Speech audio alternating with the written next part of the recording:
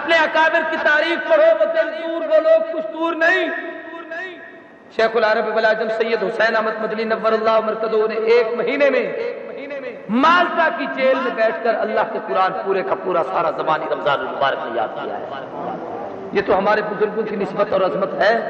شیخ الہند jail سے باہر نکلے تو قرآن کی تفسیر لے کے آئے، اگر مولانا مدنی باہر آئے ہیں تو پورے قرآن کے حافظ ہو کر آئے۔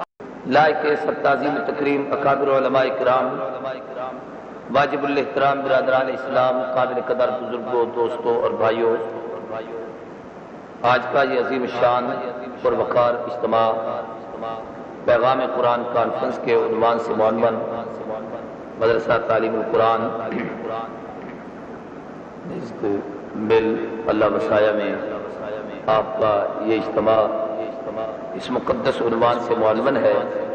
نماز مغرب سے آپ حضرات الحمدللہ نہایت فرق محبت اور شوق کے ساتھ بیٹھے ہوئے ہیں، اور علماء کے مواعظ حسنہ اور بالخصوص ہمارے اساتذہ کی صف کے قراء اور بزرگوں کی تلاوت آپ حضرات نے سنی ہے۔ اللہ ہم سب کے اس بیٹھنے کو اپنی رضا کا ذریعہ اور آخرت کی نجات کا ذریعہ بنائے، آمین کہیں۔ آخری تقریر ہے، پھر ہم نے عشاء کی نماز پڑھنی ہے۔ بغیر کسی تمہید کے علماء نے ایک بات لکھی ہے، یہ دنیا آج جس حالات سے ہم گزر رہے ہیں یہ مطالباتی دور ہے۔ ہر شخص اپنا مطالبہ پیش کرتا ہے کہ میرا یہ کام ہو جائے، میرا مطالبہ ہو جائے، میرا حق مجھے مل جائے۔ جناب میں جو چاہتا ہوں وہ کام ہونا چاہیے، اس کے لیے لوگ تحریکیں بھی چلاتے ہیں، جناب والا انقلاب بھی لاتے ہیں، بحث مباحثے بھی ہوتے ہیں، اختلافات بھی ہوتے ہیں، اتفاقات بھی ہوتے ہیں، ساری باتیں اسی کے لیے کہ مجھے میرا حق ملنا چاہیے۔ قرآن مجید اللہ کا مقدس کلام ہے۔ علماء نے لکھا ہے کہ قرآن مجید کے چند حقوق ہیں، جب تک مسلمان ان کو پورا نہ کرے اس وقت تک اسے اپنے آپ کو مسلمان کہلوانے کا کوئی حق حاصل نہیں۔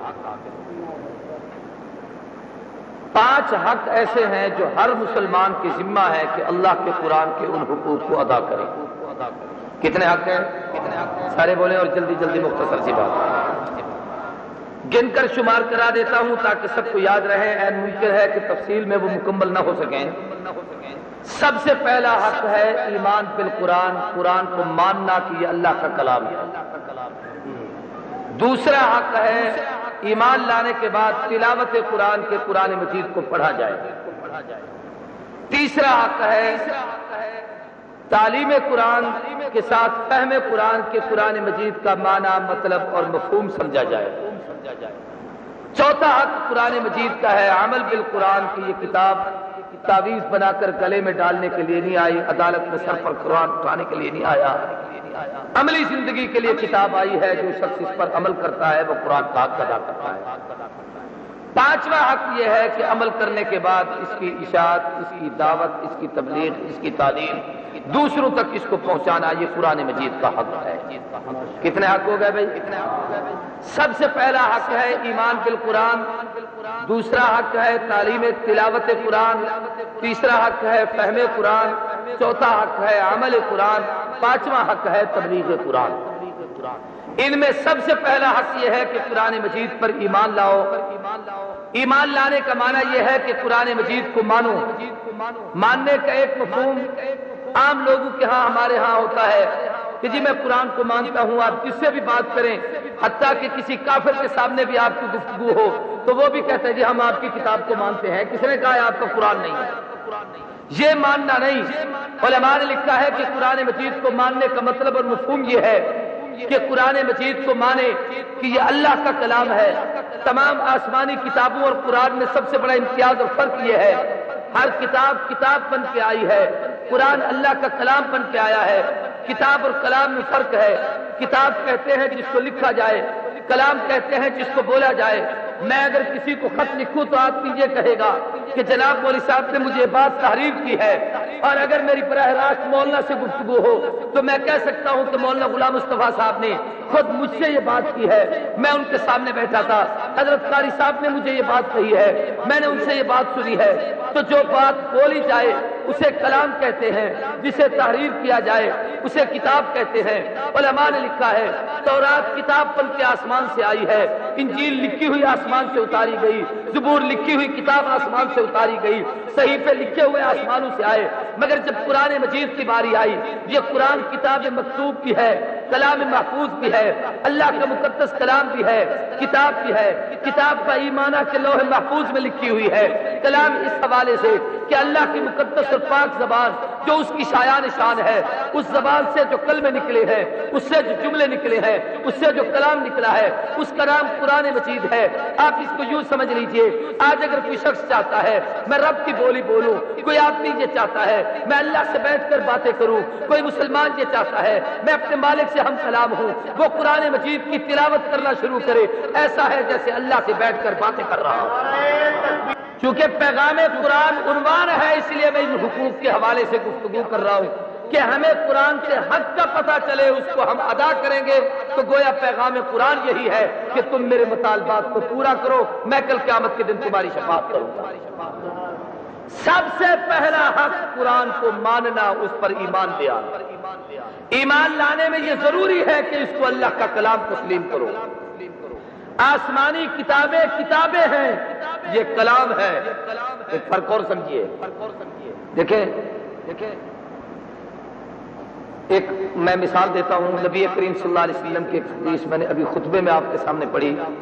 حضور نے فرمایا خیرکم من تعلم القرآن وعلمہ، تم میں بہتر وہ جو قرآن پڑھے اور پڑھائے۔ اب ایک ہے اس کا ترجمہ کہ تم میں بہتر وہ جو قرآن پڑھے اور پڑھائے، ایک ہے پیغمبر کے لفظ خیرکم من تعلم القرآن وعلمہ، اللہ کے نبی کی زبان کے لفظ عربی والے یا اردو والے؟ جن کو میری بات سمجھ آئی ہے وہ سارے بولے عربی والے۔ قرآن عربی زبان اللہ کی زبان ہے جو رب بولے ہیں۔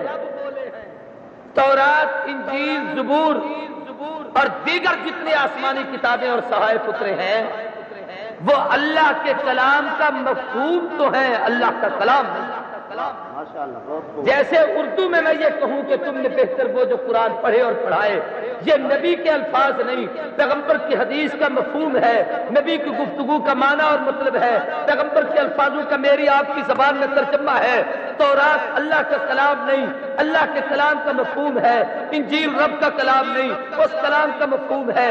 زبور اللہ کا کلام نہیں، احکامات الہی کا نچوڑ اور خلاصہ اور مفہوم ہے۔ قرآن مجید وہ کتاب ہے جس کو رب کا کلام ہونے کا شرف حاصل ہے، یعنی جو رب بولے ہے وہ قرآن مجید ہے۔ اس لیے حدیث پاک میں آتا ہے کہ لوگوں اہل عرب سے 3 وجہ سے محبت کیا کرو، انا محمد عربی ولسان اہل الجنت فی الجنت عربی والقرآن عربی، میں محمد بھی عربی بولتا ہوں، جنت کی زبان بھی عربی ہے، اللہ کا کلام بھی عربی میں۔ یہ جتنے لوگ قرآن بیٹھ کر پڑھتے ہیں، مجھ سے پہلے حضرت قاری صاحب کی تلاوت ہوئی اور طلباء کی تلاوتیں ہوئی، بزرگوں کی تلاوتیں ہوئی، جتنے بھی یہ لوگ قرآن مجید پڑھتے ہیں یہ رب کی بولی بولتے ہیں، اللہ سے ہم کلام ہو رہے ہیں۔ مسند دہلوی میں ایک روایت ہے بڑی عجیب، علماء اور مشائخ بیٹھے ہیں، فرمایا ان اللہ تعالی لا ينصت لقارئ القرآن ويسمعه، جب کوئی قرآن پڑھنے والا قرآن پڑھتا ہے تو اللہ چپ کر کے اس کا قرآن سنتے ہیں۔ حضرت قاری صاحب پڑھیں، میں اور آپ چپ ہیں کہ استاد القرہ پڑھ رہے قرآن غور سے سنیں، قاری عبد الرحمن رحیمی پڑھے ہم خاموش ہیں غور سے سنیں، قاری عبد الواجد صاحب پڑھے ہم خاموش ہو کر قرآن سنتے ہیں، بندے پڑھے بندے سنتے ہیں۔ کیا منظر ہے کہ جب کوئی انسان پڑھتا ہے، اللہ اپنے کلام کو اتنا پسند کرتے ہیں کہ رب چپ کر کے قرآن سنتے ہیں۔ ایک عجیب کیفیت آدمی پر طاری ہو جاتی ہے، اللہ کی خوشی کا عالم کیا ہوگا، اس کے اظہار کا کیا انداز ہوگا کہ رب خوش ہو کر قرآن سنتا ہے۔ میں اس کی ایک مثال دیا کرتا ہوں سادہ سی، حضرت قاری صاحب کے ہزاروں شاگرد ہیں، حضرت قاری رحیم بشیر رحمۃ اللہ علیہ کے ہزاروں شاگرد ہیں، حضرت قاری فتح محمد صاحب کے شاگردوں کے شاگردوں کے شاگرد لاکھوں کی تعداد میں دنیا میں پھیلے ہوئے ہیں۔ اب اگر کسی بچے نے حضرت قاری رحیم بشیر صاحب کی تلاوت سنی ہوئی ہو یا ان کے شاگردوں نے جن نے ان سے قرآن پڑھا ہے، طالب علم کی عادت ہوتی ہے استاد کی ادا میں قرآن پڑھنے کی، اس نقل کرنے کی۔ اب یہ جب اس نقل میں قرآن کو پڑھتا ہے، اور اگر حضرت قاری صاحب کو یہ پتہ چل جائے کہ میرا فلاں شاگرد پڑھ رہا ہے اور وہ میری ادا میں پڑھ رہا ہے، تو یہ چھپ کر سنے گی، بلکہ چپ کر کے سنے گی۔ کوئی بولے تو کہتے چپ کر، اس کا سنے تو سنے۔ استاد کو خوشی ہوتی ہے کہ میرا شاگرد میرے لہجے میں پڑھ رہا ہے، یہ وہ مقدس کتاب جسے رب نے پڑھا ہے، بندہ جب پڑھتا ہے تو اللہ بھی چپ کر کے خوش ہو کر اس کا قرآن سنتا ہے۔ یہاں ایک مسئلہ بھی سمجھ میں آیا کہ قرآن کا ادب یہ ہے جب پڑھا جائے تو چپ کر کے سنیں۔ سارے کہو جب پڑھا جائے تو اونچی آواز سے قرآن پڑھا جائے تو، یہی وجہ ہے کہ جب بندہ پڑھتا ہے تو رب چپ، اور جب رب نے پڑھا تو فرشتے چپ، اور جب جبریل محبوب کے پاس لے کے آئے ہیں تو قرآن بتاتا ہے کہ حضور کوشش کرتے تھے کہ میں اسے پڑھ کر جلدی یاد کر لوں۔ اللہ نے کہا محبوب لا تحرک بہ لسانک، چپ رہے، اس لیے کہ قرآن کے ادب کا تقاضا ہے کوئی پڑھے سننے والا چپ رہے۔ جبریل پڑھے تو محبوب چپ ہیں، اور جب محبوب نے پڑھنا شروع کیا اللہ نے امت کو اعلان کیا کہ اذا قرئ القرآن فاستمعوا له وانصتوا لعلکم ترحمون۔ قرآن کے ادب کا تقاضا یہ ہے اگر رب کی رحمت کے طرفدار ہو تو چپ کر کے سنو۔ سبحان اللہ۔ بھائی جو چپ کر کے سنتے ہیں ان پہ رحمت آتی ہے، جو اپنا پڑھتے ہیں ان پہ کوئی رحمت نہیں آتی۔ جب پڑھا جائے تو محفل کا تقاضا ہے کہ چپ کر کے، ادب کا تقاضا ہے کہ چپ کر کے سنو۔ بلکہ قرآن مجید نے واقعہ نقل کیا ہے کہ جنات جب قرآن سننے لگے تو ایک دوسرے کو کہتے تھے چپ کر کے سنو۔ تو جنوں کا عقیدہ ہے کہ قرآن پڑھا جائے تو چپ کر کے سنو، فرشتوں کا عقیدہ ہے قرآن پڑھا جائے تو چپ کر کے سنو، پیغمبر کا عمل ہے کہ قرآن پڑھا جائے تو چپ کر کے سنو، اللہ کا قانون ہے قرآن پڑھا جائے تو چپ کر کے سنو، امت کو قانون بتایا ہے قرآن پڑھا جائے تو چپ کر کے سنو۔ یہی وجہ ہے کہ اللہ کے نبی نے کھلے لفظوں میں فرمایا کہ جس قوم کا امام ہو من کان لہ امام فقراۃ الامام قراۃ لہ، جب وہ قرآن پڑھ رہا ہو پھر پیچھے تمہیں پڑھنے کی ضرورت نہیں، تم چپ کر کے سنا کرو کہ امام کی قرات مقتدیوں کی قرات ہو جاتی ہے۔ سبحان اللہ، سبحان اللہ۔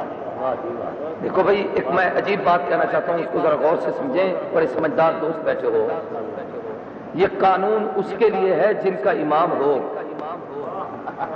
نہیں سمجھتے؟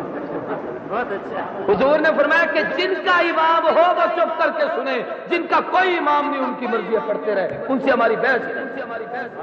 ہم مسئلہ سمجھائیں کہ اس کو جو امام کا قائل ہو۔ دوسری بات یہ ہے کہ یہ سننا بھی پڑھنا ہے، سارے کو یہ سننا بھی۔ ہمارے مدارس کے طلباء بیٹھے ہیں یہاں پر، بہت سارے دوست جو عربی کتابیں پڑھتے ہیں، اسکول کالج یونیورسٹیوں میں طلباء پڑھتے ہیں، ان سے کوئی پوچھے آج پڑھنے گئے تھے تو لڑکا کہتا ہے جی میں پڑھ کے آیا، حالانکہ سارا دن استاد لیکچر دیتا ہے، یہ سنتے رہتے ہیں۔ حضرت قاری صاحب نے سبق پڑھایا، شاگرد سن رہا ہے، جناب حضرت شیخ الحدیث صاحب پڑھا رہے ہیں وہ چپ کر کے سن رہے ہیں، مفتی صاحب پڑھا رہے ہیں وہ چپ کر کے سن رہے ہیں، پیر صاحب پڑھا رہے ہیں وہ چپ کر کے سن رہے ہیں۔ استاد پڑھاتا ہے، شاگرد سنتا ہے۔ شام کو بیٹے سے باپ پوچھے پڑھنے گئے تھے؟ جی پڑھنے گیا تھا۔ پڑھ کے آیا ہوں؟ جی پڑھ کے آیا ہوں۔ سارے سبق پڑھے؟ جی سارے پڑھے ہیں۔ ایمانداری سے پڑھو، بتاؤ اس نے پڑھے ہیں یا سنے ہیں؟ تمہیں آج تک یہ مسئلہ نہیں سمجھ آیا کہ شاگرد استاد کا سن لے تو یہ پڑھنا کہلاتا ہے، مقتدی امام کا سن لے تو وہ پڑھنا نہیں کہلاتا۔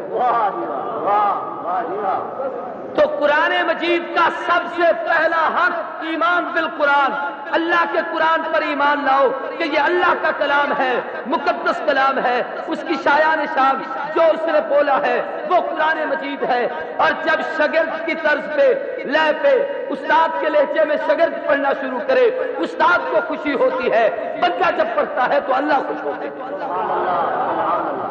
دوسری بات یہ ہے کہ یہ بھی قرآن مجید کا پہلا حق ایمان بالقرآن ہے کہ قرآن اللہ کا کلام بھی ہے، قرآن محفوظ کتاب بھی ہے۔ سارے کو کون سی کتاب ہے؟ اونچی بات سے، آج دنیا میں کوئی کتاب محفوظ نہیں۔ پوری دنیا کفر کو ہم چیلنج دے کے کہتے ہیں یہودیوں اپنی تورات لے کے آؤ، عیسائیوں اپنی انجیل لے کے آؤ، سکھوں اپنی ٹیکسٹ لے کے آؤ، ہندوؤں تم اپنی وید لے کے آؤ، تم اپنی بائبل لے کے آؤ، تم اپنے مذہب کی کتابیں لے کے آؤ۔ یہ مدارس کے علماء طلبا اللہ کا قرآن پیش کرتے ہیں، وہ تمہاری کتاب ایک کے بعد دوسری چھپے، عبادتیں بدل جاتی ہیں، نسخے تبدیل ہو جاتے ہیں، صفوں میں رتبہ بدل ہو جاتی ہے، مزاج میں تبدیلی آ جاتی ہے، وہ کتاب اپنی اصلی حالت میں باقی نہیں رہتی۔ اور جو کتاب اللہ نے ہمارے آقا و مولا امام الانبیاء محمد الرسول اللہ پہ اتاری، جس دن سے اتری اس دن سے لے کر آج تک 15 صدیاں بیت چکی ہیں، اس کے حرفوں کو ملا کر اس کے کلمے بناؤ، اس کے کلموں کو جمع کر کے اس کی آیتیں بناؤ، اس کی آیتوں کو اکٹھا کر کے اس کے رکوع بناؤ، اس کے رکوع جمع کر کے اس کی صورتیں بناؤ، اس کی صورتوں کو اکٹھا کر کے اس کے پارے بناؤ، الحمد سے والناس تک پورے قرآن کی 7 منزلیں، 14 سجدے، 30 پارے، 114 صورتیں، 558 رکوع، 6666 آیتیں، 1771 مدیں، 1274 سجدے، 3,21,250 حروف جیسے اللہ نے محمد پر اتارے ہیں۔ قرآن آج بھی محفوظ ہے۔ سارے کو قرآن آج بھی اونچی آواز سے قرآن آج بھی دل پر لکھو، نقطہ لے لو، یاد کرو گے۔ دین پوری مرحوم کہتے تھے ایک موتی لے لو۔ میاں یہ محفوظ کتاب محفوظ سینوں میں رہتی ہے۔ نہیں سمجھو یار، جو سینے پیٹے جائیں، کوٹے جائیں، چیرے جائیں، پھاڑے جائیں، وہ بے شک کتاب لے کے پھرتے رہیں۔ نہیں سمجھو یار، وہ اہل کتاب والوں میں سے تو ہو سکتے ہیں، لیکن اس کتاب والے نے یہ کتاب اس سینے میں آئے گی جو سینے محفوظ ہیں۔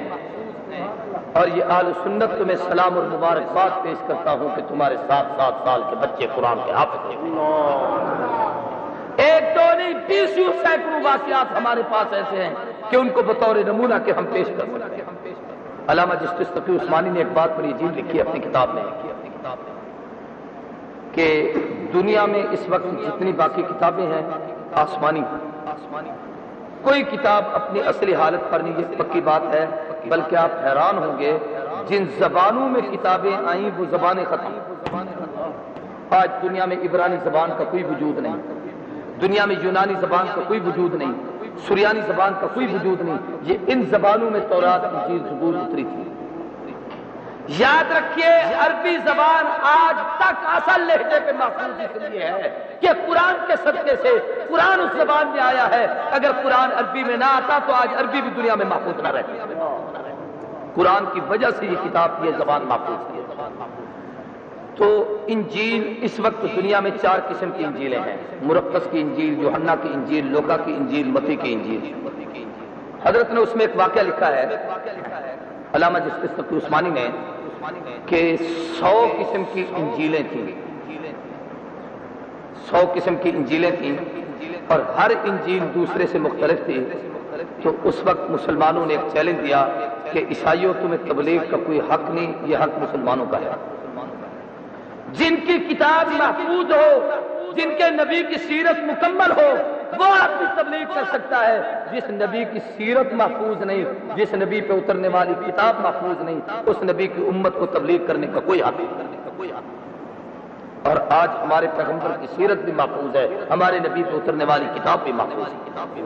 سیرت کا حوالے سے میں اس موضوع پر نہیں کچھ کہتا اس لیے کہ اس وقت میرا موضوع نہیں، ورنہ حضور کی ایک ایک ادا دنیا میں محفوظ ہے۔ سبحان اللہ۔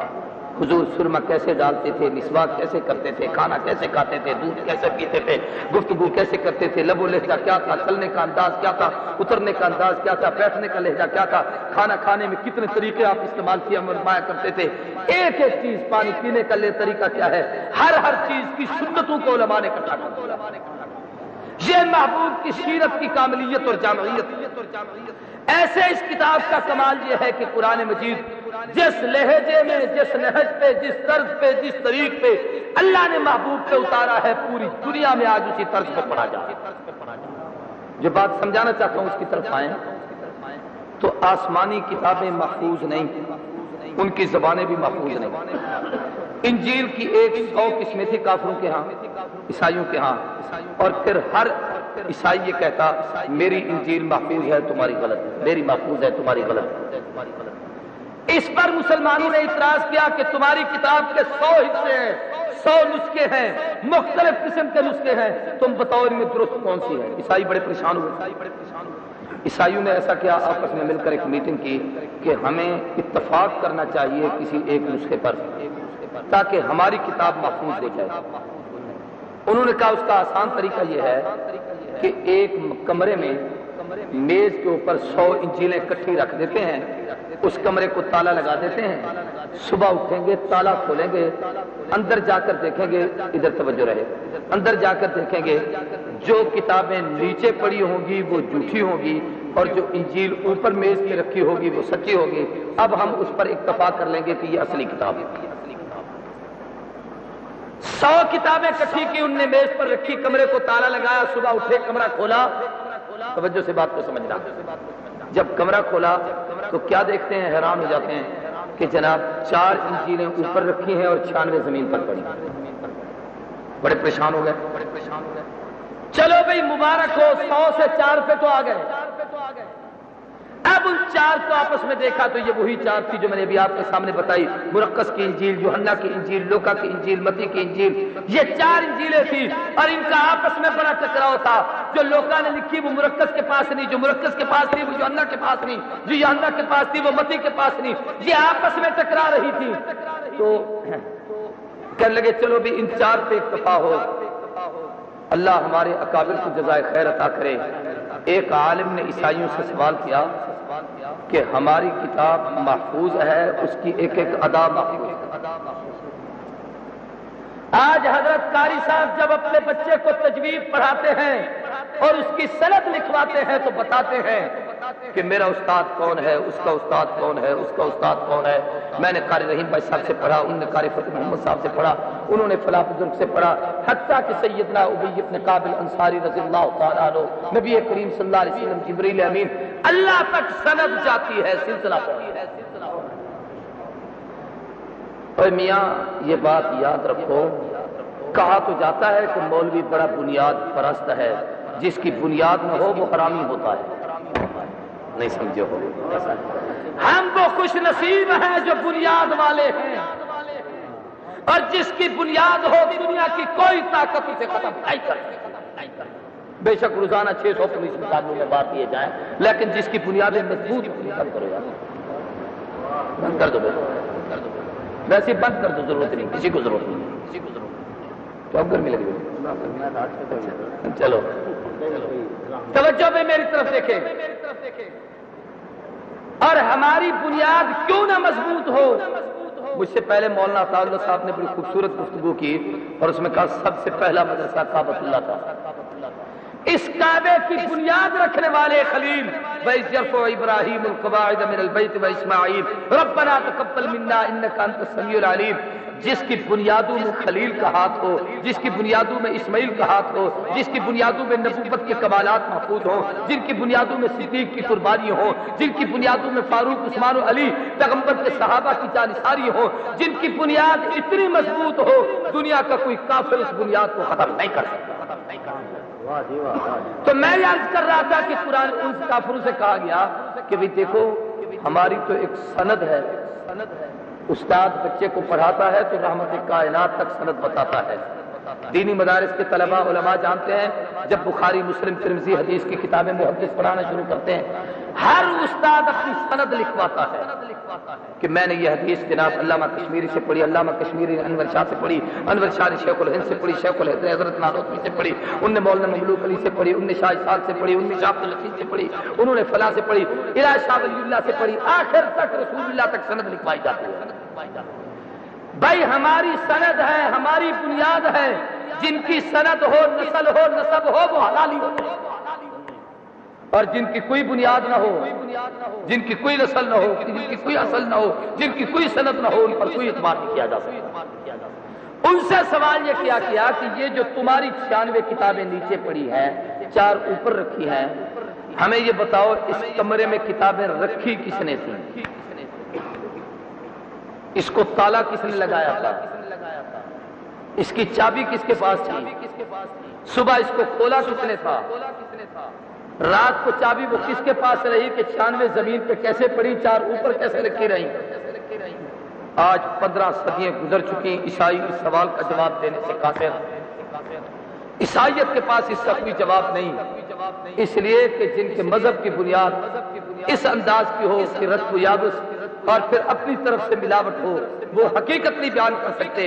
میں عرض یہ کرنا چاہتا ہوں کہ دنیا میں جتنی آسمانی کتابیں آئیں، آج کوئی کتاب اپنی سند نہیں پیش کرتی، اپنی حقیقت نہیں پیش کرتی، اپنی اصلی زبان نہیں پیش کرتی۔ یہ اللہ کے قرآن کی خاصیت ہے کہ جس زبان میں اترا ہے اسی زبان میں محفوظ ہے، جس انداز سے اترا ہے اس انداز سے محفوظ ہے۔ بلکہ علماء نے لکھا ہے، حضرت قاری طیب رحمہ اللہ نے، کہ جس انداز تحریر میں اس وقت قرآن تھا، آج تحریر کا وہ لہجہ بھی محفوظ ہے۔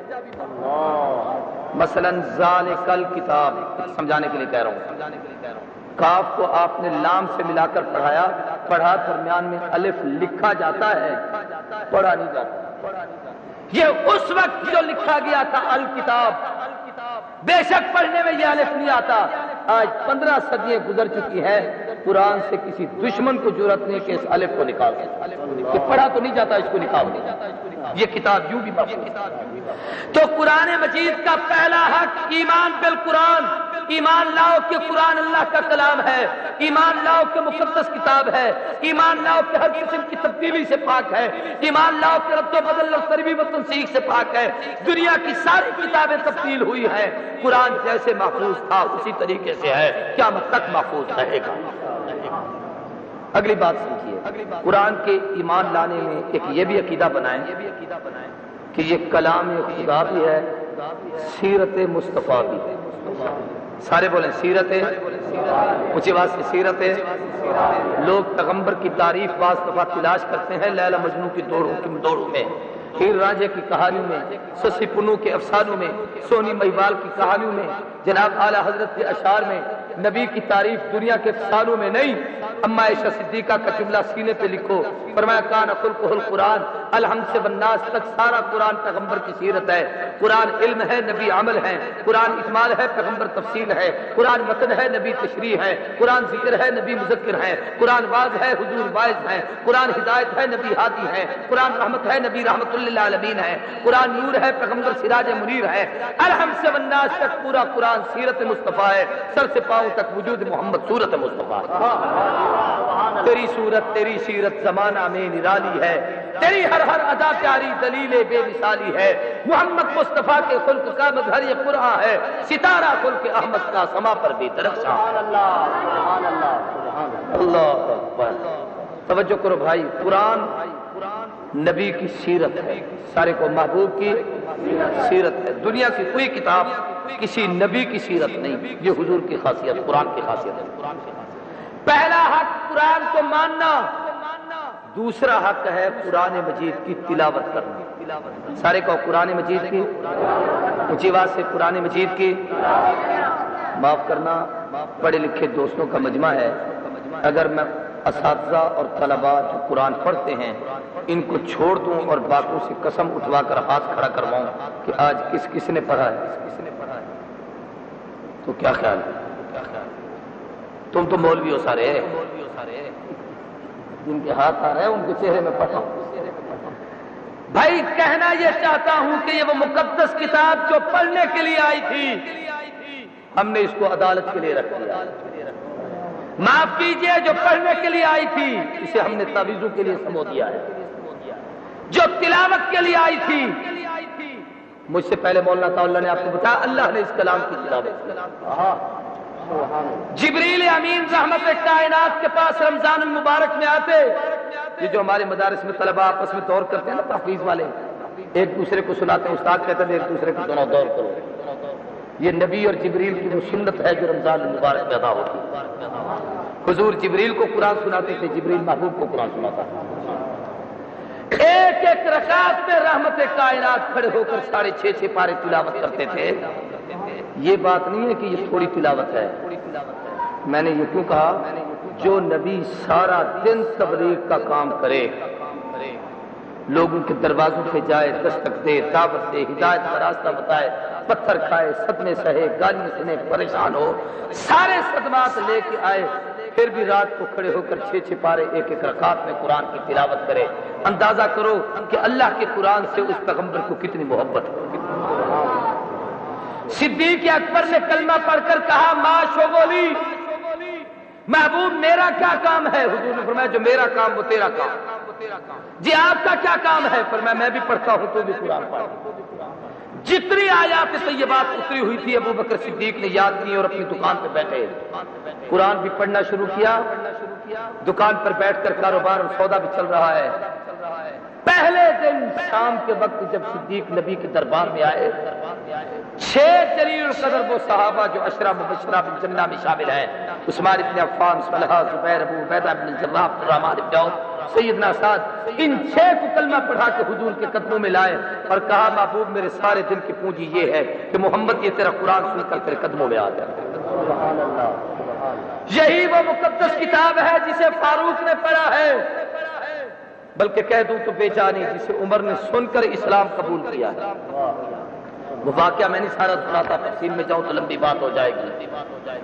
بہن کو اتنا مارا ہے کہ سر سے پاؤں تک بہن لہولہان ہو گئی. بہن بولی عمر تو گر ہم کو مار بھی ڈالے، شکنجو میں کسے کتوں سے بوٹیاں نچوا لے. بلندی معرفت کی مل چکی ہے گر نہیں سکتی، میں راہ حق پہ آ چکی ہوں پھر نہیں سکتی. میری مائیں بہنیں بیٹیاں میری باتیں سن رہی ہیں یقیناً، کیونکہ یہاں بنات کا ادارہ بھی ہے.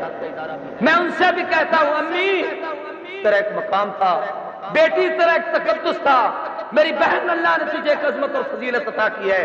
یہ وہ دور تھا تیرے لبوں پہ اللہ کا قرآن ہوتا تھا. سیدہ طیبہ طاہرہ خاتون جنت حضرت سیدہ عائشہ سے فاطمہ زہرا رضی اللہ تعالیٰ عنہ گھر کا کام کاج کر کے چکی بھی پیستی تھی، تلاوت بھی کرتی تھی.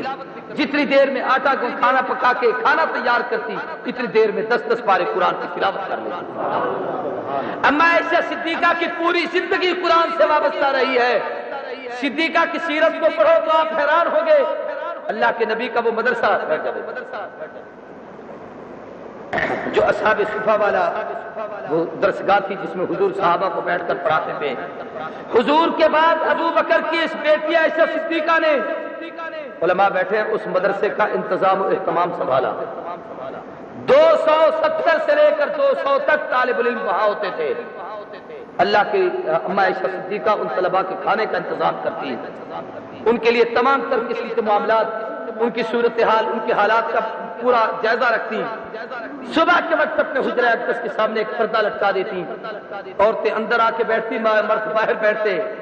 اما اشراق تک اپنے معمولات پورا کرنے کے بعد بی بی وہاں پر بیٹھ کر ان کو قرآن پڑھاتی.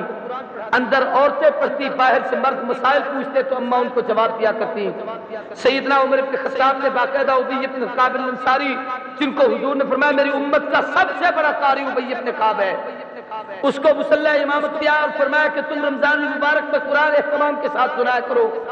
اما عائشہ صدیقہ قرآن کی قاریہ، حافظہ، عالمہ خاتون. سیدہ خدیجہ الکبریٰ قرآن کی سب سے پہلی خدمت گزار عورت ہے جس کو یہ احساس ملا ہے کہ اللہ کے نبی پر جب پہلی وحی اتری محبوب کے جسم اثر پہ کب کسی تاری تھی. بی بی جی جب حضور گھر تشریف لائے سیدہ نے پوچھا محبوب کیا بات ہے؟ حضور نے صورتحال بتائی. اما کے وہ جملے جو بخاری کی روایت میں ہے واللہ تعالی لا یخزیک اللہ انک لتصل الرحم وتکسب المعدوم وتحمل القلب وتقری الضیف وتعین علی نوائب الحق، وہ کلمات کہے جس سے پیغمبر کو تسلی تھی. یہ سیدہ اس خاتون کا کمال تھا کہ قرآن کی خدمت کے لیے اپنی زندگی وقف کی. حضور فرمایا کرتے تھے لوگوں مردوں میں صدیق کی قربانی اتنی ہے جس کا حق میں نہیں دے سکا، قیامت کے دن اللہ اس کو اس کے حقوق کا بدلہ دے گے. اور تمہیں عائشہ کے احسان مجھ پہ اتنے ہیں میں دنیا میں بدلہ نہیں دے سکا، قیامت کے دن خدا اتارے گا. رسول اللہ صلی اللہ علیہ وسلم کے زمانے میں بڑی بڑی مستورات، باعظمت خواتین، بہت باعظمت عورتیں جن کو اللہ نے اتنے بڑے بڑے اعزازات عطا کیے تھے. آج خوش نصیب ہے میری وہ ماں بہن بیٹی، میری گفتگو یقیناً وہ سن رہی ہوں گی، جن کو ان درسگاہوں سے نسبت اور تعلق ہے قرآن پڑھنے اور پڑھانے کی زندگی، جن کی زندگی اس کلام کلام اللہ کے لیے وقت. تو قرآن کا حق ہے کہ اس کی تلاوت کرو، یہ دوسرا حق. اور سیدنا عثمان فاروق آئے تو قرآن سن کر بہن سے سنا. ابن خطاب کی ہمشیرہ کے گھر میں قرآن پڑھایا جا رہا تھا، وہاں باقاعدہ درس کا. اور پھر عمر کی زندگی قرآن سے ایسی وابستہ رہی. سیدنا فاروق اعظم کا مزاج تھا جو سب سے اچھا قاری ہوتا، جو قرآن مجید کی تلاوت سب سے بہتر کرتا، اس کو آپ علاقے کا قاضی، علاقے کا گورنر، علاقے کا جج، علاقے کا عہدیدار اسی کو منتخب کرتے اور اسی کو بھیجتے، اور جس کے قرآن مجید کی ادائیگی میں وہ کمال بھی ہوتا تھا اسے پیچھے رکھتے تھے. کتنا بڑا آدمی تھا.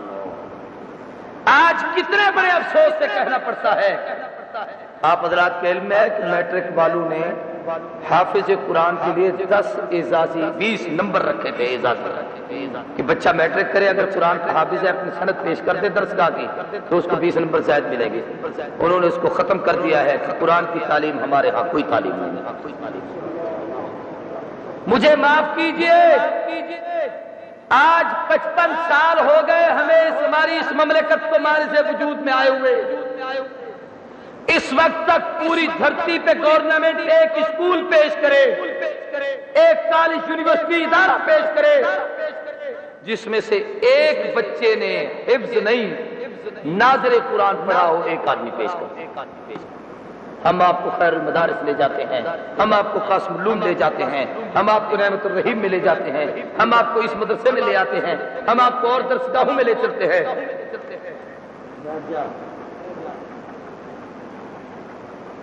ان درسگاہوں میں اور دیکھو ان لوگوں کی محنت اور کوشش اور جدوجہد. خدا گواہ ہے جو بیچارے در در کی بھیک مانگتے ہیں اپنے لیے نہیں، اللہ کے قرآن کی عظمت کے لیے.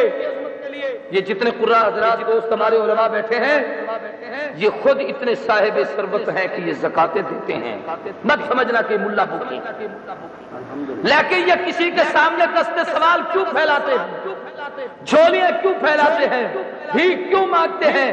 صرف اس لیے کہ قوم کے یہ بچے جو بیچارے دور دراز سے کوئی کہیں سے کوئی کہیں سے آتا ہے، ان کی رہائش، ان کا کھانا، ان کی تعلیم، ان کے لیے جو کاوش اور محنت کی جا رہی ہے، اس پہ گورنمنٹ کی سرکاری رقم جو یقینی بات ہے اگر میں کہہ دوں تو بے جا نہیں. افغانستان کے قتل و غارت کا جو تمہیں صلہ مل رہا امریکہ کی طرف سے، اللہ کو وہ رقم قبول نہیں ہے، اس لیے وہ مدارس کے حصے میں نہیں، وہ اسکولوں، کالجوں، یونیورسٹیوں کے لیے تمہیں مبارک ہو. ان درسگاہوں کو تو غریبوں کی زکاتیں چاہیے کہ جس سے یہ بچے پڑھ کر قرآن کے حافظ اور قاری بن کر دین کے عالم بن کر دنیا میں مجاہد اسلام بن کے ثابت ہو. اور یہ بھی یاد رکھو کہ اس نظام تعلیم اور اس نظام تعلیم میں زمین آسمان کا فرق ہے. میں ساری باتیں اس وقت نہیں کھول سکتا، میں نے 5 حق پورے کرنے ہیں تاکہ میں اپنے موضوع سمیٹ سکوں. اس نظام تعلیم کا مزاج ہے کہ اس میں غلامی ہے. جو کالجوں یونیورسٹیوں کا نظام تعلیم ہے، پڑھے لکھے کالج کے دوست بھی بیٹھے، ناراض نہ ہونا، یہ واقعہ بتا رہا ہوں، تنقید نہیں تحقیق ہے. اس نظام میں غلامی ہے. کیا مطلب؟ تجربہ کریں، کسی بھی آدمی کو آپ یہ کہیں، میری طرف دیکھیں، کسی بھی آدمی کو آپ یوں کہیں کہ اے سی صاحب آپ بااختیار ہیں، ہمارا یہ کام کر دیں، تو فٹ سے کہتے ہیں جانتے تو ہو ہمارا کیا اختیار ہے، اصل تو ڈی سی ہے. آپ اس سے جا کر کہیں تو وہ فوراً کہتا ہے ہمارے کیا اختیار میں ہے جی، ہمارے پاس ہماری اوقات ہی کیا، اصل تو کمشنر ہے. اب تو یہ بھی بیچارے سارے ختم ہو گئے، اب تو نازل ہیں. اور اگر ان سے کہا جائے تو وہ یہ کہتے ہیں جی ساڑھے کل کیا ہے، ہمارا کیا اختیار ہے، ہمارے پاس کیا رکھا ہوا ہے. اصل یہ نہیں، اصل تو بھائی گورنر ہے. اور جب ان سے کوئی بات کی جائے تو کہتے جی ہمارے اختیار کیا ہے، اصل تو ہوم سیکرٹری بیٹھا ہے. وزیر اعلیٰ صاحب ہیں، وہ کہتے ہیں وزیر داخلہ صاحب ہیں، وہ کہتے ہیں صدر صاحب ہیں، صدر کہتے ہیں ہمارا مئی باپ اور کچھ اور بھی ہے نا. ہر آدمی ذہناً غلام. کیوں؟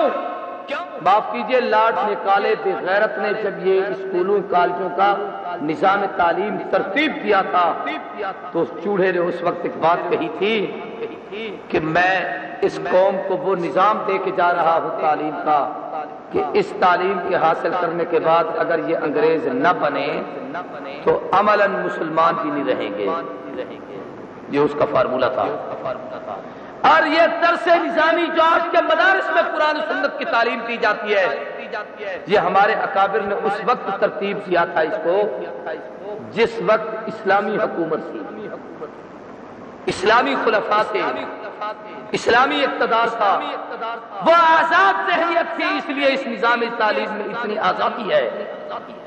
توجہ سے بات کو سمجھنا۔ ابو حنیفہ پڑھا رہا ہے، سامنے دو شاگرد بیٹھے ہیں، یہ ابو یوسف بیٹھا ہے، یہ محمد بیٹھا ہے۔ شاگردوں کو حق حاصل ہے، استاد سے بحث کر سکتے ہیں، مسائل دریافت کر سکتے ہیں، تحقیق کر سکتے ہیں، سوال جواب کر سکتے ہیں، دلائل پیش کر سکتے ہیں، اپنی رائے قائم کر سکتے ہیں، اس لیے کہ اسلام نے ہمیں آزادی کا ایک حسین درس دیا۔ یہ اس نظام تعلیم کی برکت ہے، وہاں تو یہ سر کے سوا اور کچھ نہیں۔ اس نظام کی عظمت اور برکت ہے، یہ بچہ ذہناً اتنا آزاد بنتا ہے، اللہ کا غلام مخلوق سے آزاد۔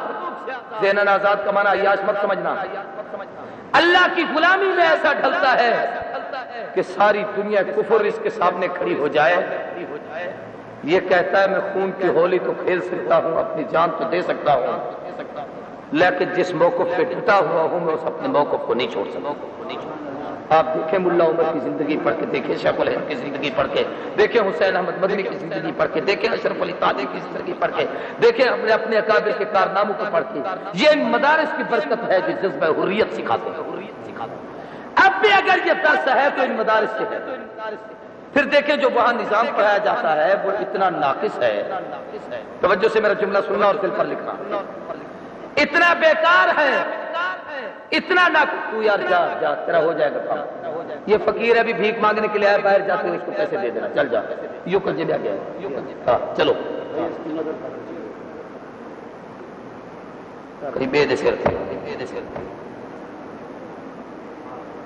توجہ کریں بھائی، اتنا بیکار نظام تعلیم ہے، بحث ہمارے مدارس پر ہوتی ہے، ان کا اپنا نظام اتنا بیکار ہے کہ 2 سال ان کا نظام تعلیم نہیں چلتا، ان کی کتابیں بدلتی ہیں، ہر 2 سال کے بعد نصاب بدلے، 2 سال کے بعد مزاج بدلے، 2 سال کے بعد تعلیم بدلے، 2 سال کے بعد ان کا ماحول بدلے، 2 سال کے بعد ان کی کتابیں بدلیں، یعنی 2 سال مکمل نہیں پڑھا سکتے، پھر کتاب بدلتی ہے، وہ ناکافی ہوتی ہے پھر بدلتی ہے، وہ ناقص ہوتی ہے پھر بدلتی ہے، وہ بے ترتیبی ہوتی ہے پھر بدلتی ہے۔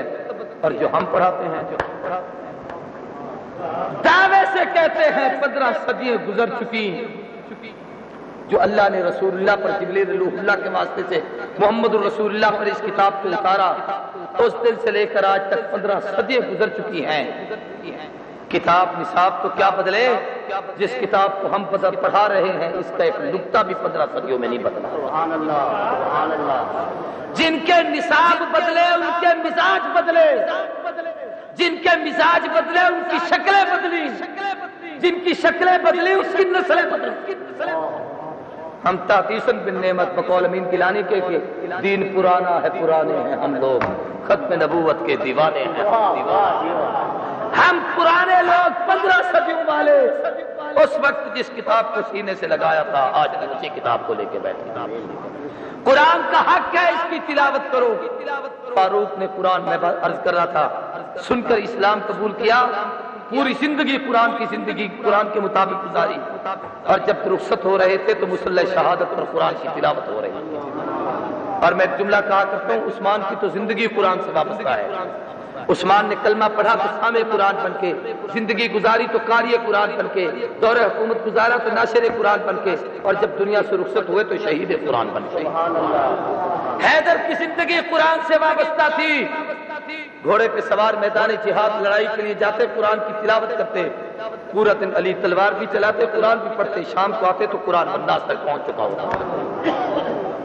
حسین ابن علی کربلا کے ریختاروں میں کھڑے ہیں تیروں اور تلواروں کی بارش میں، کسی نے کہا حسین یہاں پر کھڑے ہو کر قرآن پڑھتے ہو، کہا کیوں نہ پڑھوں، نانے مصطفیٰ نے طائف کے پتھروں میں قرآن پڑھا، ابے علی نے گھوڑے پہ سوار میدان جہاد میں قرآن پڑھا، اما فاطمہ نے چکی پیس کر قرآن پڑھا، بھائی حسن مجتبیٰ نے تخت خلافت پہ بیٹھ کر قرآن پڑھا، نانی خدیجۃ الکبریٰ نے مصطفیٰ کی مرہم پٹی کر کے قرآن پڑھا۔ حسین تو کیا ہو گیا، تیروں اور تلواروں کی بارش میں قرآن نہ پڑھوں، کیا مرثیے گاؤں گا؟ وہ مزہ تو آج ہے کہ قرآن پڑھ کے طائف کی سنت کو زندہ کرنا چاہتا ہوں۔ قرآن کا دوسرا حق ہے اس کی تلاوت کو، ہمارے اکابر نے کیسے پڑھا، میں ان کے واقعات بتاؤں تو بہت لمبی فہرست ہے، اس پر بزرگوں کی کئی کتابیں ہیں، ان کا مطالعہ کیا کرو۔ تاریخ حفظ قرآن کتاب بہت اچھی ہے، اس کو پڑھیں۔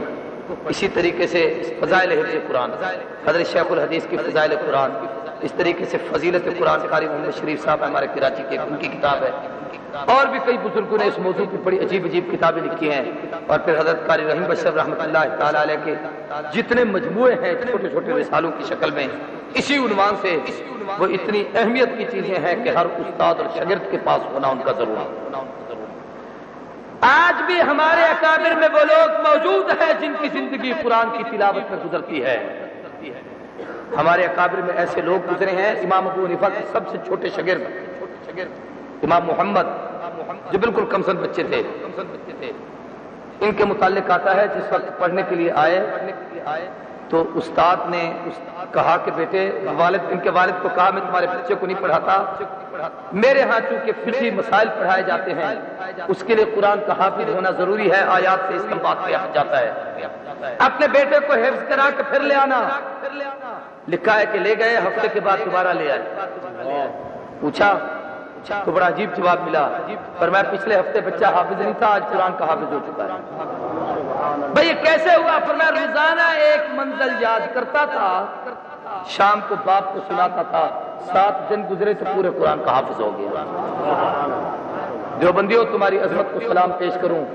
قاسم العلوم والخیرات، منبع الفیوز والبرکات، حجت الاسلام والمسلمین، مولانا محمد قاسم نانوتوی جس سال حج پر گئے پہلی مرتبہ، آپ کے اسی پیری راستے سے انہوں نے سفر کیا تھا۔ یہ دریائے ستلج ہندوستان سے آتا ہے، یہیں سے گزر کر کراچی پہنچے، پھر کراچی سے جدہ اس راستے کو اختیار کیا۔ مولانا جب کراچی پہنچے تو رمضان مبارک کا چاند نظر آیا۔ اتفاق کی بات تھی کہ جہاز کے سارے قافلے میں کوئی آدمی قرآن کا حافظ نہیں تھا۔ مرشد نانوتوی نے کہا میں تمہیں قرآن سناتا ہوں۔ دن کو بیٹھ کر سمندر کی لہروں میں قرآن یاد کرتے تھے، رات کو اسی سمندر کے چلتے ہوئے جہاز میں قرآن سناتے تھے۔ 10ویں 12ویں دن جس دن جہاز جدے کے ساحل پہ جا کے ٹکرایا ہے، نانوتوی پورے قرآن کا حافظ ہو چکا۔ اپنے اکابر کی تعریف پڑھو، وطن دور وہ لوگ کچھ دور نہیں۔ شیخ العرب والعجم سید حسین احمد مدنی نور اللہ مرکزہ نے 1 مہینے میں مالٹا کی جیل میں بیٹھ کر اللہ کے قرآن پورے کا پورا سارا زبانی رمضان المبارک میں یاد کیا ہے۔ یہ تو ہمارے بزرگوں کی نسبت اور عظمت ہے۔ شیخ الہند جیل سے باہر نکلے تو قرآن کی تفسیر لے کے آئے، اگر مولانا مدنی باہر آئے ہیں تو پورے قرآن کے حافظ ہو کر آئے۔ اب بھی یہ آپ کے مولانا مسعود اظہر جو آج کل جیل میں ہے، ہمارے بزرگوں کا مقدر شعری بات جایا کرتے ہیں پنجروں میں، خواب کیوبا پہ پنجرے ہو یا میاں والی کی جیل کے پنجرے۔ مولانا جس وقت انڈیا کی جیل میں تھے 1 مہینے میں پورا قرآن مجید زبانی حفظ یاد کیا تھا۔ یہ ہمارے بزرگوں کو اللہ نے عظمت دی ہے۔ موت کا وقت آتا ہے، لوگ کہتے ہیں مولوی صاحب، قاری صاحب، حضرت جی فلاں آدمی سخت بیمار ہے، مر رہا ہے، سانس نہیں نکل رہی، سانس اکھڑی ہوئی ہے، بڑے پریشان ہیں، اتنے دن ہو گئے، کسی کو بھیجو سورہ یاسین پڑھے۔ جن لوگوں نے حضرت قاری رحیم بشر رحمۃ اللہ علیہ کے آخری لمحات دیکھے ہوں گے، ان سے پوچھو کہ خود قرآن مجید کی تلاوت شروع کی۔ یاسین کی تلاوت کر رہے ہیں، سورت بھی ختم ہوتی ہے، روح بھی پرواز ہو جاتی ہے۔ ذالک فضل اللہ یؤتیہ۔ قرآن مجید کا پہلا حق ایمان بالقرآن، دوسرا حق تلاوت قرآن۔ تلاوت کے لیے بہت ضروری ہے کہ قرآن مجید کے قواعد و ضوابط کا لحاظ کر کے پڑھا کرو۔ عربی لغت کو سیکھو، اس حوالے سے ادائیگی تلفظ کو سیکھنا چاہیے، ان اساتذہ اور قراء کی خدمات حاصل کرنی چاہیے۔ جمال عبد الناصر کا ایک جملہ مجھے یاد ہے، وہ آپ کو سناؤں، بڑے حیران ہو جائیں گے۔ اس نے کہا اللہ نے ہر دور میں ہر علاقے کے لوگوں سے قرآن کی خدمت لی ہے، اپنے زمانے کی اس نے بات کہی کہ لگا انزل القرآن فی العرب، قرأ فی مصر، فہم فی الہند، کتب فی استنبول، حفظ فی الپانی پت۔ جمال عبد الناصر کے جملے کہ لگا انزل القرآن فی العرب، عرب میں قرآن اترا، قرأ فی مصر، مصریوں نے قرآن کو پڑھنے کا ایک حسین انداز اختیار کیا، اور اپنی مثال آپ دنیا میں بڑے، ان کی مثال آج تک کوئی نہیں پیش کر سکتا۔ قرأ فی مصر، فہم فی الہند، بر صغیر ہند و پاک کے علماء نے قرآن کو سمجھنے کا کمال کیا ہے۔ اس وقت بھی دارالعلوم دیوبند کے مکتب فکر سے تعلق رکھنے والے مشائخ کی 110 سے زیادہ تفسیر کی کتابیں دنیا میں موجود ہیں۔ ہمارے صوفی عبدالحمید سواتی کی ایک تفسیر معالم العرفان 20 جلدوں میں لکھی ہوئی ہے، ایک تفسیر۔ حضرت مولانا ادریس قادری کی تفسیر، مفتی محمد شفیع رحمۃ اللہ علیہ کی تفسیر، ایک ایک بزرگ کی مولانا عاشق الہی نے ابھی کچھ دن پہلے انوار الدیان قرآن مجید کی تفسیر لکھی۔ میں یہ ساری باتیں اس لیے کر رہا ہوں کہ فوجنا پہلے ہند کے علماء نے قرآن کو سمجھا ہے۔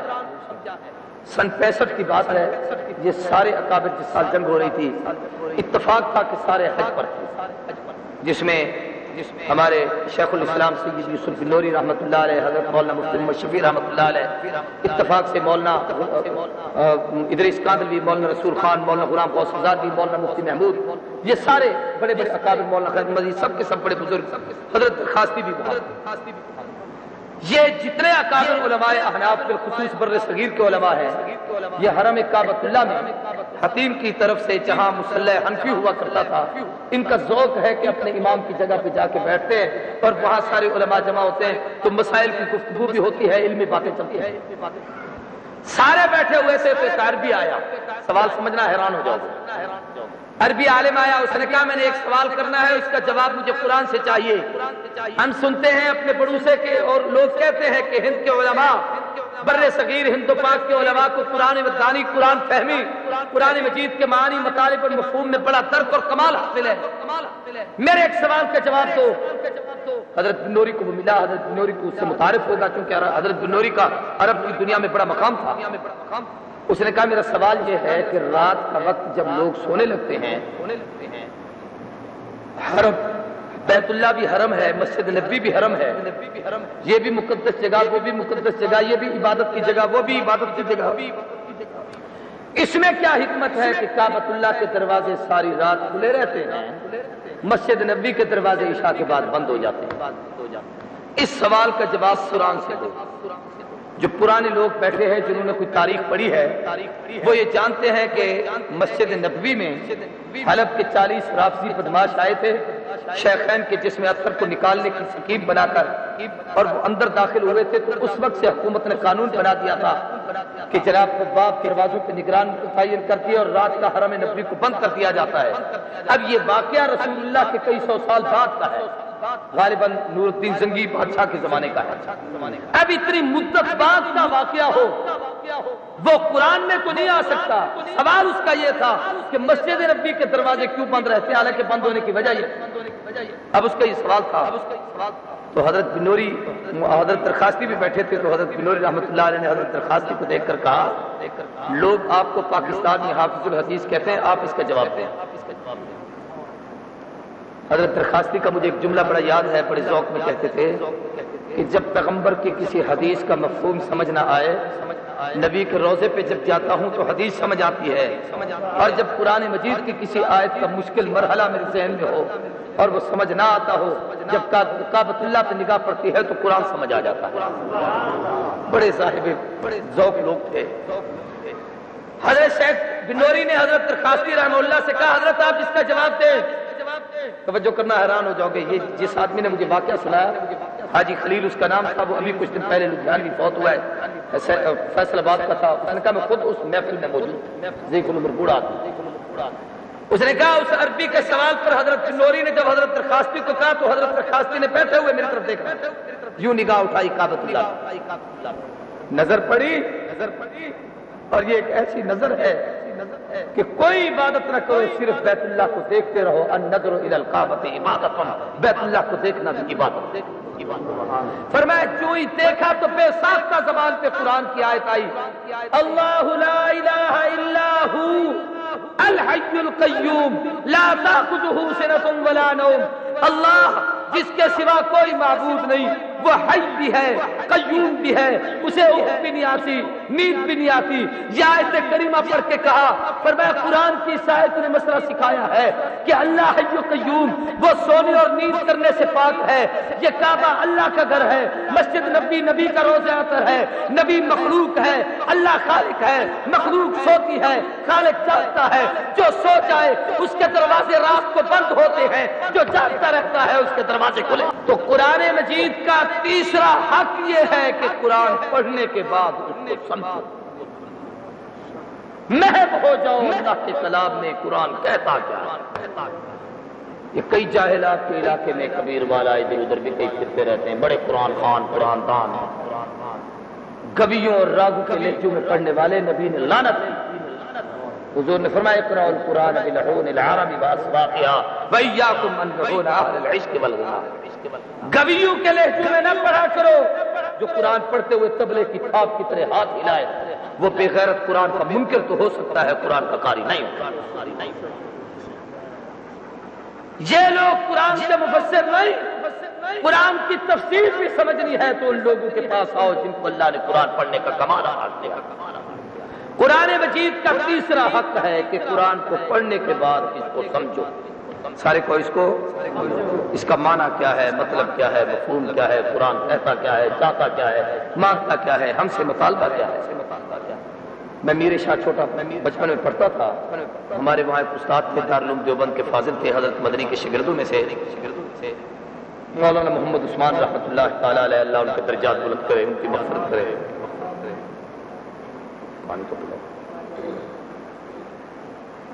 اللہ اکبر کبیرہ۔ انہوں نے ایک واقعہ ہمیں سنایا بڑا عجیب، تفصیل سے قصہ نہیں سنانا چاہتا، وہ تھوڑی سی بات ہے، اس کو ذہن نشین کریں۔ حضرت فرمان لگے کہ میں جامعہ عباسیہ، جو آج کل جامعہ اسلامیہ ہے بہاولپور کی یونیورسٹی، اس زمانے میں ایک دینی درسگاہ کی بہت بڑی، یہ مولوی محمد احمد بہاولپوری یہ جو تبلیغی بزرگ ہے، اس کے والد تھے مولانا فاروق جو دارالعلوم دیوبند میں مفتی رہتے، وہ جامعہ عباسیہ میں شیخ الحدیث ہوتے ہیں۔ ہمارے حضرت اقدس مولانا شمس الحق افغانی رحمۃ اللہ تعالی علیہ جو وفاق المدارس الاربعہ کے سب سے پہلے صدر منتخب ہوئے تھے، علامہ افغانی رحمۃ اللہ تعالی علیہ اس وقت وہاں پر شیخ التفسیر تھے۔ یہ بڑے بڑے اکابر نے اللہ نے ان سے بڑا کام دیا ہے۔ تو مولانا فرمان لگے میں وہاں پڑھتا تھا، نواب کا دور تھا، مولانا عثمان نے بتایا ایک انگریز آیا مدرسہ دیکھنے کے لیے، ادارہ دیکھنے کے لیے، تو اس نے باقی تو یونیورسٹی دیکھی، اس کو ساری چیزیں سمجھ آئیں، لیکن جب حفظ کی کلاس میں آیا اس نے اتفاق یہ کہ جو استاد تھے حضرت قاری صاحب کی طرح معذور تھے، آنکھوں سے نابینے تھے، وہ پڑھا رہے تھے اور شاگرد آگے لائن لگی ہوئی ہے۔ اور یہ حضرات بڑے عجیب ہوتے ہیں، ہمارے کان بیک وقت دو باتیں نہیں سن سکتے، دو ہونے کے باوجود وہ نہیں سن سکتے۔ یہ قرآن کی تاثیر اور برکت ہے کہ 10 بچے بھی بیٹھ کے پڑھ رہے ہیں، پتہ نہیں کیا اللہ ان کے دماغ میں کمپیوٹر فٹ کر دیتا ہے، فوراً اسی بچے کو وہ غلطی بتائیں گے جو اس نے کی۔ یہ قرآن کی تاثیر اور برکت۔ اب وہ استاد کے پاس بچے بیٹھ کر سنا رہے ہیں، دو چار انگریز کھڑے ہو کر ہکا بکا دیکھ رہا ہے کہ یہ اس کے پاس بھی کتاب نہیں، ان کے پاس بھی کتاب نہیں، یہ آنکھوں سے معذور ہے، یہ زبانی پڑھ رہے ہیں، یہ ہے کیا؟ اور پھر اس کو حیرت اس بات پر ہوئی، درود شریف پڑھیں اللہم صلی اللہ علیہ وسلم۔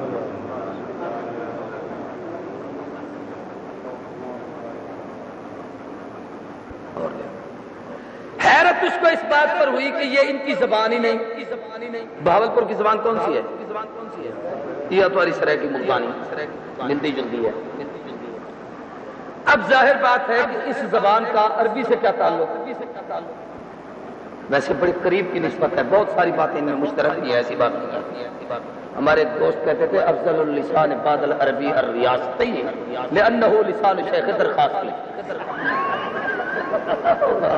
کیا دلیل دی ہے حضرت، سمجھو بھائی۔ خیر دنیا میں سب سے افضل زبان عرب، وہ بھی کہتا تھا بعد، وہ بھی کہتا تھا۔ تو میں یہ عرض کر رہا تھا کہ اس انگریز حیران ہوا کہ یہ ان کی زبان بھی نہیں۔ جس آدمی کی جو زبان نہ ہو اس عبارت کو یاد کرنا سب سے زیادہ مشکل ہے۔ آدمی کو پتہ ہی نہیں بھی اس کا معنی مطلب کیا ہے، اب وہ الفاظ کیسے زبان یاد کرے۔ اور یہ بچے جناب کھڑے ہو کے پھر کوئی 20واں پارا، کوئی 25واں پارا، کوئی 15واں پارا، کوئی 12واں 14واں، اور وہ حیران ہو گیا۔ تو اس نے ایک بچے کو کھڑا کیا، کھڑا کر کے اس سے پوچھا یہ کیا پڑھ رہے ہو؟ اس نے کہا یہ ہمارے نبی پہ اتری ہوئی کتاب ہے قرآن، یہ ہمارے استاد ہمیں پڑھاتے ہیں۔ تو ایسے یاد پڑھتے ان کا یاد پڑھتے سارا آتا ہے، کہنے کا سارا آتا ہے۔ تو کتاب کا حجم بھی اس نے دیکھا بھی اتنی موٹی ضخیم کتاب ہے۔ وہ بڑا حیران ہو کے اس سے پوچھتا ہے کہ یہ جو تم پڑھتے ہو اس کا معنی بھی سمجھتے ہو؟ کیونکہ معنی سمجھے بغیر کسی کتاب کو پڑھنا بڑا مشکل ہے۔ ہمارے ہاں جو درس نظامی کی کتابیں ہیں، کوئی آدمی کسی کتاب کی زبانی نہیں یاد کر سکتا جب تک اس کا معنی مطلب نہ ہو۔ اس نے کہا بھی معنی سمجھتے ہو؟ ناراض نہ ہونا، اس نے تو چلو بچے سے پوچھا تھا، ہم میں سے کوئی آ کر کسی سے پوچھ لے کہ آپ قرآن کا معنی جانتے ہیں؟ سارے ماشاءاللہ سارے جانتے ہو، اس لیے چپ رہے۔ بولو، سارے کہیں بھائی اپنی حقیقت تو ہم ظاہر کریں نا، ہمیں مانا سوائے اساتذہ کے، علماء کے۔ بھائی ہم قرآن کے مفہوم معنی سے پوری طرح واقف نہیں۔ جو بات میں تمہیں کہنا چاہتا ہوں صرف وہ یہ ہے کہ اس بچے نے کہا جی مجھے کوئی پتہ نہیں، معنی کا پتہ نہیں، استاد ہمیں الفاظ یاد کرا دیتا ہے، پھیرا دلا دیتا ہے، ہم اس کو رٹا لگاتے یاد ہو جاتا ہے۔ نواب صادق ساتھ چل رہا تھا، اس انگریز کے جو سیر کرا رہا تھا، اس کو اپنا ادارہ یونیورسٹی دکھا رہا تھا۔ تو نواب کی طرف اس انگریز نے متوجہ ہو کر کہا، نواب صاحب کتنے بڑے افسوس کی بات ہے کہ تم مسلمانوں کو ہم انگریزوں کے کلام کا معنی تو آتا ہے، تمہیں اپنے رب کے کلام کا معنی نہیں آتا۔ تھا تو وہ کافر، حضور نے فرمایا تھا نا، تھا تو وہ شیطان لیکن تمہیں بات اچھی بتا گیا۔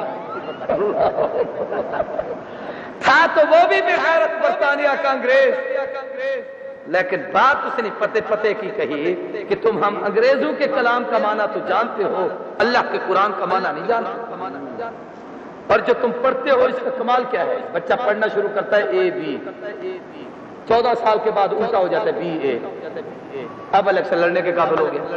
یعنی جب یہ الٹا ہو جائے پھر سیدھی قوم الیکشن نہیں لڑتی۔ ہاں بھائی، تو قرآن کا یہ حق ہے کہ قرآن کا معنی مطلب سمجھو۔ اس سلسلے میں میری ایک درخواست ہے، جو علماء اور ائمہ یہاں پر تشریف رکھتے ہیں اپنی اپنی مسجدوں میں درس قرآن کا اہتمام کریں، اور ساتھ ہی یہ ہے کہ تعلیم بالغان کی طرز پر ایک سنٹر ہر جگہ ہونا چاہیے، آپ کے اس مدرسے میں بھی، کہ جو لوگ قرآن نہیں پڑھے ہوئے ان کو تھوڑا سا وقت نکال کر آدھا گھنٹہ 20 منٹ 25 منٹ 1 گھنٹہ وہ دیں اپنے کاروبار میں سے نکال کر اور قرآن پڑھیں، اور ساتھ ہی قرآن کا معنی مطلب بھی یاد کریں۔ امام صاحب اگر اپنی مسجد میں روزانہ ایک آیت کا درس دے، لمبی تقریر نہ کرے، تحفظ پڑھے اس کا معنی بتائے، اس کی فضیلت بتائے، تسمیہ پڑھے اس کا معنی بتائے، اس کی فضیلت بتائے، الحمدللہ رب العالمین ایک آیت پڑھے اس کا معنی بتائے، اس کا مختصر سے مفہوم سمجھائے۔ 7 دن میں اگر فاتحہ کا معنی آپ کے مقتدیوں کو آ جائے تو آپ سمجھ لیں کہ ایک سال میں 360-65 آیتوں کا آپ کا ہر مقتدی عالم بن جائے گا۔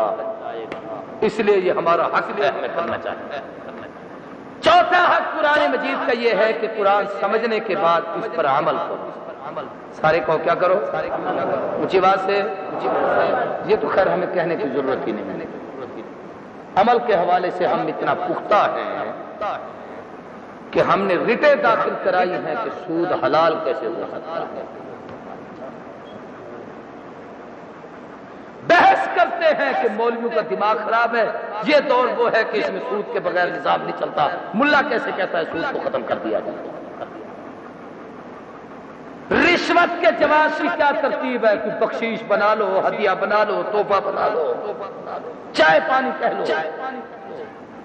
آج ہم قرآن کے عامل ہوتے ان صدمات سے 2-4 نہ ہوتے جو ہم دیکھ رہے ہیں۔ آج اگر ہم قرآن کے عامل ہوتے در کے دھکے نہ کھاتے، قرآن کے عامل ہوتے ذلیل و رسوا نہ ہوتے، معاف کیجئے قرآن کے عامل ہوتے امریکہ کے سامنے ہاتھ نہ جوڑتے، قرآن کے عامل ہوتے کفر کی چاپلوسیاں نہ کرتے، قرآن پہ ہمارا عمل ہوتا اپنے ہاتھوں سے لاکھوں مسلمانوں کی جانیں ضائع نہ کرتے۔ قرآن کے عامل ہوتے عمارت اسلامیہ افغانستان کو استحکام ملتا، ہم اسلامی حکومت کے قاتل نہ بنتے۔ قرآن کے عامل ہوتے اپنے چہروں پہ نبی کی سنت کو سجاتے، نبی کی سنت کو قتل کر کے پیشاب کی نالیوں میں نہ ڈالتے۔ یہ وہ بدعملی ہے کہ ہم نے قرآن کو پڑھا، معاف کیجئے اب بھی کچھ لوگ ایسے ہوتے ہیں، میں اپنے دوستوں کو بڑی سختی سے کہہ دیا کرتا ہوں، حضرت درخواستی رحمۃ اللہ علیہ کا مزاج تھا، سٹیج پہ کسی مقتول اللحیہ آدمی کو نہیں بیٹھنے دیتے تھے جو خلاف شریعت جس کا چہرہ ہو، کسی ایسے قاری کو تلاوت نہیں کرنے دیتے تھے جس کی داڑھی شریعت کے مطابق نہ ہو، کسی ایسے نعت خان کو سٹیج پہ نہیں آنے دیتے تھے جس کی داڑھی شریعت کے خلاف۔ آج ہمارے ہاں محافل ہوتے ہیں، میں ان کی تردید نہیں کر رہا، لیکن اس میں غیر متشرع قسم کے لوگ آتے ہیں جن کے چہرے پہ نبی کی سنت پوری نہیں، وہ کھڑے ہو کر نبی کی تعریف کرے گا تو کیا اثر پڑے گا؟ قرآن عمل کی کتاب ہے، عمل کی، عمل سے زندگی بنتی ہے، جنت بھی، یہ جہنم بھی، یہ خاکی اپنی فطرت سے نہ نوری ہے نہ نائب۔ وہ دنیا میں معزز تھے عامل قرآن بن کر، ہم ذلیل و خوار ہوئے ہیں تارک قرآن۔ چوتھا حق قرآن مجید کا، قرآن مجید پر عمل کرو۔ آخری بات سنو، بھی بات ختم ہو رہی ہے۔ پانچواں حق یہ ہے کہ جس کو تم نے مانا ہے، جسے تم نے پڑھا ہے، جس کو تم نے سمجھا، جس پر تم نے عمل کیا ہے، اب اس کی اشاعت کرو۔ کیا کرو؟ سارے بولو، تبلیغ کرو، دعوت دو، لوگوں کو پھیلاؤ۔ کس کی اشاعت کرنی؟ ان چاروں کاموں کی، قرآن سے متعلق ان چاروں اشاعت کرو۔ اس قرآن کا ایمان بھی دوسروں کو بتاؤ کہ اس پر ایمان کیسے لانا، جیسے واعظین باز کر کے مسائل بتاتے ہیں۔ قرآن مجید کے الفاظ بھی دوسروں کو سمجھاؤ جیسے یہ قرآن حضرات سمجھا رہے ہیں۔ قرآن کے معنی بھی دوسروں کو سمجھاؤ، یہ بھی اشاعت قرآن ہے۔ جس طریقے سے ہمارے مدرسین اور اساتذہ بیٹھ کر جناب والا تفسیر اور حدیث کی کتابیں پڑھا رہے ہیں، قرآن کا عمل بھی دوسروں کو سمجھاؤ جیسے اہل تصوف اور یہ ہمارے تبلیغی بزرگ اور بڑے بڑے لوگ عملی زندگی میں لوگوں کو ڈھال دیتے ہیں اور ان کی زندگی تبدیل ہو جاتی ہے۔ یہ قرآن مجید کا پانچواں حق ہے کہ قرآن کی اشاعت کرو، اس کی دعوت دو، اس کی تبلیغ کرو۔ پوری امت میں قرآن آیا ہی پھیلنے کے لیے ہے، گھروں میں رکھنے کے لیے نہیں آیا، اور یہ دعوت و تبلیغ کا میدان رسول اللہ کے صدقے سے اس امت کے حصے میں ہے۔ اور تبلیغ کا صرف مفہوم یہ نہیں ہے کہ ہم نے بستر کندھے پہ اٹھا لیا ہماری تبلیغ ہے، وہ تبلیغ کی ایک قسم ہے، یہ جو مدارس میں بیٹھ کر تعلیم دی جا رہی ہے یہ بھی تبلیغ ہے۔ یہ تعلیم، یہ تبلیغ، یہ تدریس، یہ جہاد، یہ سارے کے سارے اسی تعلیم کے قرآن مجید کے وہ شعبے ہیں جن ذریعوں سے قرآن دنیا میں پھیلتا ہے۔ اس کی اشاعت شاہ ولی اللہ محدث دہلوی رحمۃ اللہ علیہ کے قول میں نے پڑھا ہے، شاہ جی فرمایا کرتے تھے کہ 4 جماعتیں ہوں دنیا میں تو دین پھیلے گا۔ کتنی جماعتیں؟ 4 جماعتیں۔ فرمایا کرتے تھے ایک مبلغین کی جماعت، یہ بیچارے جو تبلیغ بعض نصیحت کرتے ہیں، خواہ وہ علماء میں سے ہوں یا عوام الناس میں سے ہوں۔ دوسرا فرمایا کرتے تھے معلمین کی جماعت، یہ جو اساتذہ بیٹھ کر پڑھا رہے ہیں، محنت کر رہے ہیں۔ بہت آسان ہے، میں نے آدھا گھنٹہ تقریر کی ہے، ساری رات نہیں کروں گا۔ بڑا آسان ہے، لوگ مجھے کار لے آتے ہیں، سفر کراتے ہیں، جناب ہدیے اور تحفے پیش ہو رہے ہیں، کھانے پینے کی چیزیں آگے پیچھے، پتہ نہیں کیا ہے کہ ہم کھا کھا کے چھوڑ چاہتے ہیں کہ بھئی اب نہیں کھائی جاتی، کھا کھا کے مریض ہو جاتے ہیں۔ لوگ نہ کھائیں بیمار ہوتے ہیں، ہم اتنا کھاتے ہیں کہ بیمار ہو جاتے ہیں۔ یہ آپ نے کبھی نہیں سنا ہوگا کہ کبھی کوئی مولوی بھوکا مرا ہو، کھا کھا کے ضرور مرتے ہیں۔ میں جو بات سمجھانا چاہتا ہوں اس کو سمجھیں۔ میری تبلیغ آسان ہے، اس اللہ والے کی تبلیغ بڑی مشکل ہے۔ یہ جو 12-14 گھنٹے فجر سے لے کر ظہر تک، ظہر سے عصر تک، مغرب سے عشاء تک، عشاء کے بعد رات کو 12 بجے تک ٹک ٹکی باندھ کر ایک جگہ پر بیٹھ گیا ہے، سارا دن سن رہا ہے، سنا رہا ہے، پڑھ رہا ہے، پڑھا رہا ہے۔ ایک دن تم یہ کام نہیں کر سکتے اور یہ 50 سال اسی میں گزار دیتے ہیں، اس سے بڑا مجاہدہ دنیا میں کوئی نہیں۔ تم اس کی اہمیت کو نہیں سمجھ سکتے، خدا کی قسم۔ علامہ شریف کشمیری رحمۃ اللہ علیہ ہمارے استاد تھے خاص علوم میں، جس سال میں نے دورہ پڑھا تھا تو وہاں میں بخاری ترمذی پڑھاتے تھے۔ بڑھاپے کا عالم تھا اس وقت، ان کی 75-76 سال عمر تھی، صحیح عمر تھے، بولتے تھے جب کہ پورا حال گونجتا تھا، ایک عجیب کیفیت ہوتی تھی۔ آخر میں نابینا ہو گئے تو زبانی بخاری ترمذی بیٹھ کر پڑھاتے تھے بغیر کتاب کی، اور عجیب کیفیت طاری ہو جاتی تھی۔ ہلکا سا جسم تھا، مختصر سا وجود تھا، چھوٹی سی جان تھی۔ جب سبق پڑھا کے آتے تھے لڑکے ان کی مٹھیاں دباتے تھے۔ دیکھا تھا یہ جگہ دکھنے والی، یہاں پر نشان پڑے ہوئے تھے بیٹھ بیٹھ، زندگیاں ان لوگوں کی یہاں پر بیٹھ بیٹھ کر گزر جاتی ہیں۔ خاندانوں کو، برادریوں کو، رشتہ داروں کو، قبیلوں کو، سب کچھ کو چھوڑ دیا۔ طالب علم کے زمانے میں ہم پڑھتے تھے تو ایک استاد شعر سنایا کرتے تھے، یاد کرتے تھے، ہمیں دنیا سے کیا مطلب، مدرسہ ہے وطن اپنا، مریں گے ہم کتابوں پر، فرق ہوگا کفن ہوگا۔ کبھی ان طلباء سے پوچھو درسگاہ کی لذت کیا ہے، استاد اور شاگرد کی نسبت اور محبت کتنی قیمتی ہے۔ خدا کی قسم اٹھا کر کہتا ہوں، بیٹے کو اپنی باپ کا اتنا احترام اور محبت دل میں نہیں ہوتی جتنا پڑھانے والے پاس مکہ کے دار استاد کی محبت دل میں آتی ہے۔ بچے مر مٹتے ہیں استاد کی آبرو کے۔ یہ دوسرا طبقہ جس کے متعلق حضرت شاہ ولی اللہ نے فرمایا، یہ لوگ جب تک دنیا میں رہیں گے دین کی تعلیم پھیلتی رہے گی، قرآن مجید کی حفاظت رہے گی اور قرآن کی اشاعت کا ذریعہ پھیلے گا۔ یہ پانچواں حق ہے کہ قرآن مجید کی تبلیغ کی جائے۔ تیسرا طبقہ فرمایا مجاہدین کا، جب تک دنیا میں کفر کے مقابلے میں تلوار اٹھانے والے ہیں اس وقت تک دین دنیا میں زندہ رہے گا۔ اللہ نے دیکھو ایک بات یاد رکھو، غزوہ بدر میں حضور نے یہ کہا تھا اللہم انتہلک ہذہ العصابہ، اللہ یہ 313 نہتے جن کے سر پہ پگڑیاں نہیں، جسم پہ کرتے نہیں، پاؤں میں جوتے نہیں، ہاتھوں میں ان کے اسلحہ نہیں، وہ سارے مسلح کھڑے ہیں کافر، یہ مسلح والے، وہ اسلحے سے لیس ان کے پاس کچھ نہیں، لیکن میرے مالک اگر آج یہ مٹ گئے مجھے تیری ربوبیت کی قسم قیامت تک تیرا نام ہی کوئی نہیں لے گا۔ نبوت کے جملے تھے اور یہ واقعہ تھا۔ اللہ نے فتح و نصرت کے فیصلے فرمائے۔ یہ جاہل کہہ دیتے نا اسلام زندہ ہوتا ہے ہر کربلا کے بعد، کربلا کے بعد زندہ نہیں، نبی کے جملے تھے، اللہ بدر کے بعد اسلام زندہ ہوتا۔ بدر میں ہم کامیاب ہیں تو تیرے نام کے تذکرے ہوں گے، اگر ہم ختم ہو گئے میرے بعد نبی کوئی نہیں، اس جماعت کے بعد صحابہ کوئی نہیں، پھر تیرا ذکر کون کرے؟ تو پہلی جماعت مبلغین کی، دوسری جماعت مدرسین کی، تیسری جماعت مجاہدین کی، کیا ہی دوں، چوتھی جماعت معاونین کی۔ کون سی بھائی؟ معاونین، جو ان پہ خرچ کرتے ہیں۔